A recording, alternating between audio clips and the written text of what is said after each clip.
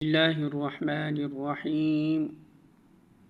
باب نمبر 8، قاف اور کاف کا مخرج، حروف لہاتیہ۔ پچھلے اسباق کی دہرائی ہم حروف تہجی کے مخارج سیکھ رہے ہیں، کون سا حرف کو کہاں سے ادا ہونا ہے، اور حروف کی ادائیگی کے بارے میں پڑھ رہے ہیں۔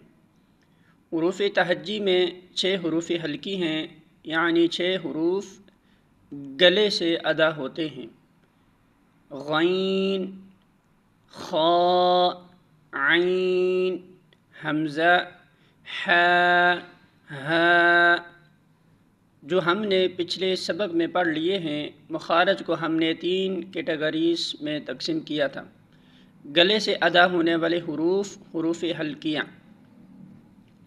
زبان سے ادا ہونے والے حروف، حروف لسانیہ; ہونٹوں سے ادا ہونے والے حروف، حروف شفویہ۔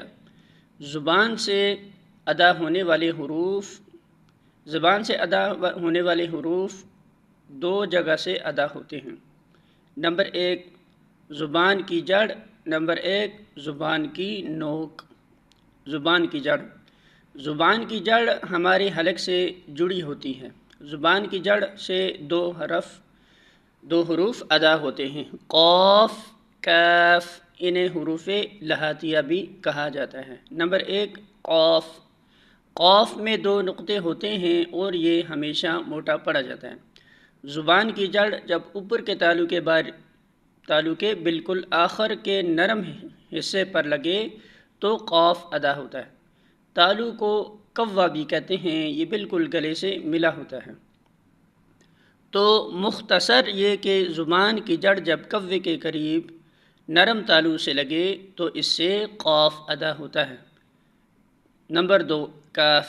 دوسرا حروف کاف ہے، جسے ہم ڈنڈے والا کاف بھی کہتے ہیں۔ وہ بھی زبان کی جڑ سے ادا ہوتا ہے۔ جب زبان کی جڑ تالو کے سخت حصے پر لگے تو کاف ادا ہوتا ہے۔ اس کو ہمیشہ باریک پڑھتے ہیں۔ ان دونوں حروف کو پڑھتے ہوئے بہت فرق رکھنا ہے۔ قاف موٹا پڑھا جاتا ہے اور کاف باریک پڑھا جاتا ہے۔ جیسے عین اور حا کا خیال رکھنا ہے، اسی طرح قاف اور کاف کا خیال رکھنا ہے۔